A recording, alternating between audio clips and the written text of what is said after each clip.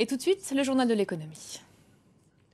Installez-vous confortablement et profitez de votre rendez-vous de l'économie avec la nouvelle classe business de Brussels Airlines.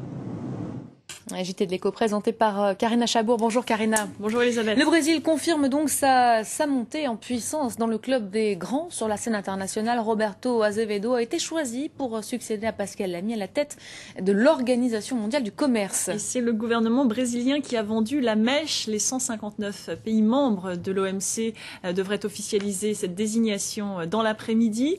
Azevedo doit maintenant s'atteler à son principal défi, débloquer les négociations de Doha au point mort depuis de nombreuses années. Les précisions de Cécile Galluccio.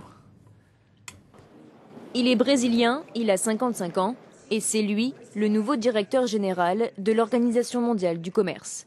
Choisi par les États membres, Roberto Azevedo, diplomate de carrière, connaît bien l'institution chargée des règles du commerce et de leur application. Ce que nous proposons de faire, c'est de regarder les choses d'une manière différente. Amener notre fraîcheur. Oui, on veut apporter un regard neuf sur les dossiers. Depuis 2008, il est le représentant permanent du Brésil où il s'est forgé une réputation de fin négociateur. Un point qui a dû faire peser la balance en sa faveur car l'un de ses défis, le plus grand, sera de faire sauter le blocage du cycle de Doha qui doit réformer en profondeur le système commercial. Entamées en 2001, les négociations sont au point mort depuis de nombreuses années en raison des divisions entre les pays du Nord et le Sud, entre les pays développés et les pays émergents. Issu justement d'un pays émergent, Roberto Azevedo est convaincu d'être le plus à même de donner un nouveau souffle à l'organisation. Il succède donc au Français Pascal Lamy et prendra officiellement ses fonctions à partir du 1er septembre prochain. Sa première grande apparition sur la scène mondiale devrait être en décembre, à l'occasion d'une réunion ministérielle à Bali.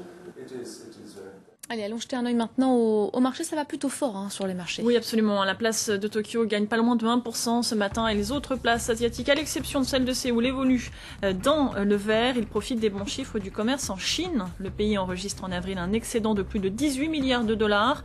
C'est mieux que prévu et surtout les exportations comme les importations ont augmenté. De bonne augure pour la deuxième économie mondiale. Toutefois, un produit chinois pourrait voir ses exportations vers l'Europe ralentir, ce sont les panneaux solaires. Bruxelles se penche aujourd'hui sur un projet de taxation provisoire des panneaux solaires made in China. Ça n'est pas anodin lorsque l'on sait que les panneaux inondent le marché mondial et représentent 7% des exportations chinoises vers l'Union européenne. Les fabricants européens dénoncent un dumping et des subventions étatiques. Alors pour en parler, nous sommes en ligne avec notre correspondante à Bruxelles, Cataline Landaburu. Cataline, en savez-vous plus sur ce projet de taxe et doit-on s'attendre à une guerre commerciale entre la Chine et l'Union européenne ? Écoutez, c'est en tout cas ce qu'annonce un grand nombre de médias européens, mais qui ne semble pas effrayer le commissaire au commerce Karel de Gucht, très offensif sur le dossier chinois. Alors, selon une source diplomatique interrogée hier à Bruxelles, l'enquête menée depuis plusieurs mois par les services du commissaire serait extrêmement bien ficelée. La Commission aurait aujourd'hui un dossier en béton, démontrant le préjudice subi par le secteur du solaire en Europe face à la concurrence féroce des produits chinois à bas prix. Alors c'est sur cette base que Karel de Gucht va proposer aujourd'hui à ses pairs d'imposer des droits anti-dumping provisoires de près de 50%, du jamais vu dans les relations commerciales entre l'Union européenne et la Chine.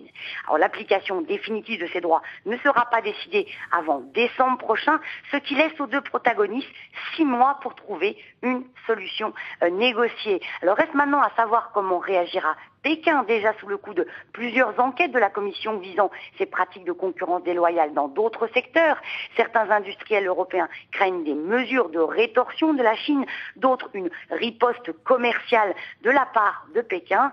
Mais Karel de Gucht, lui, semble confiant et face aux inquiétudes, il donne l'exemple des États-Unis. Confrontés aux mêmes difficultés, Washington a en effet décidé dès 2011 d'imposer des droits anti-dumping aux panneaux solaires chinois, pouvant attendre, eux, jusqu'à 250%. Cataline Landaburu, merci pour ces précisions donc en direct de Bruxelles. On va rester en Chine avec les bonnes performances du géant du e-commerce Alibaba. Ouais, ses bénéfices ont presque triplé au dernier trimestre 2012, des chiffres publiés par Yahoo, qui détenait alors 24% de son capital. Fort de ces bons résultats, Alibaba préparait son entrée en bourse. Le succès des parcs d'attractions du film Le Monde Fantastique d'Oz profite à Walt Disney. Son bénéfice a augmenté d'un tiers au premier trimestre. Le groupe qui compte sur Star Wars pour continuer sur cette lancée. Enfin, le géant pharmaceutique Pfizer va désormais vendre du Viagra sur Internet. Le laboratoire entend ainsi lutter contre la contrefaçon dont est victime sa célèbre pilule bleue.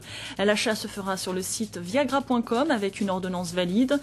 L'action Pfizer s'est relevée de 1% à l'annonce de la création de ce nouveau service. En Argentine, le gouvernement tente désespérément de soutenir le peso en chute libre. Avec une inflation galopante, de nombreux Argentins ont préféré changer leurs pesos en dollars pour préserver leur épargne. Aujourd'hui, Buenos Aires espère les convaincre de revendre leurs billets verts. Pour ce faire, il leur propose de les échanger contre des obligations d'État. Les explications d'Axel May. À Buenos Aires, le billet vert fait le bonheur des très nombreux bureaux de change clandestins. Ce mardi, un dollar valait 10 pesos sur le marché noir contre 5 dans les réseaux officiels. Un record, symbole d'une monnaie qui va mal et un choc pour les Argentins, habitués pendant plus de 20 ans jusqu'à la crise de 2002 à une parité dollar-peso. Face à ce constat, le gouvernement propose d'échanger les dollars clandestins contre des obligations non imposables. L'idée est d'utiliser cette épargne pour de nouveaux investissements, ce qui signifie définitivement incorporer toutes ces ressources dans des secteurs de l'économie qui tournent au ralenti, comme le secteur public. Cela se traduirait par de nouveaux emplois, et plus on crée d'emplois, plus il y a de consommation. Relancer ainsi l'économie, voici une méthode qui laisse dubitatif de nombreux experts, car l'histoire récente de l'Argentine a habitué les épargnants à une inflation galopante et à des dévaluations drastiques. Ils n'ont plus confiance en leur monnaie nationale. À la tête de l'État, on tente de les rassurer. Aussi longtemps que je serai présidente, les gens qui cherchent à faire de l'argent avec une dévaluation aux dépens du peuple vont devoir attendre un autre gouvernement. Cela ne se fera pas avec le nôtre. Reste que les mesures déjà prises il y a 1 an et demi par le gouvernement Kirchner pour limiter l'achat de dollars dans les réseaux officiels contribuent à l'expansion de ce marché noir des devises. Nous sommes le 8 mai, l'un des nombreux jours fériés du mois en France. Des jours fériés très prisés évidemment par les salariés, mais moins appréciés des entreprises. Surtout s'ils se transforment souvent en ponts, voire en viaducs. Les entreprises du coup tournent au ralenti et peinent à maintenir les cadences. L'Institut national de la statistique a mesuré l'effet, l'impact sur l'économie avec 2 jours ouvrés en moins par rapport à l'année dernière. L'INSEE estime à 2 milliards d'euros le manque à gagner, soit près de 0,1 point de croissance. Une perte toutefois très relative étant donné la conjoncture, nous explique cet économiste. On n'est pas dans une situation de tension de production et donc les effets sont encore moins forts que si effectivement on était au plein emploi avec une forte croissance dans laquelle les pertes pourraient être définitives parce que effectivement tout ce qui ne serait pas produit maintenant serait définitivement perdu. Alors, autrement dit, avec des carnets de commandes à moitié vides, finalement, la crise limite l'impact de ces jours fériés sur la croissance. D'ailleurs, certaines entreprises en profitent pour imposer des ponts aux salariés, voire pour fermer leurs usines. Et puis, il y a d'autres secteurs qui, eux, profitent pleinement de ces jours fériés. Ce sont bien sûr généralement le tourisme, les restaurants ou encore les commerces qui restent ouverts. Voilà, il y a ceux qui chôment et ceux qui bossent, on est évidemment qui sont très contents de travailler. Fidèles au poste, ravis, tout sourire. C'était donc le journal de l'économie.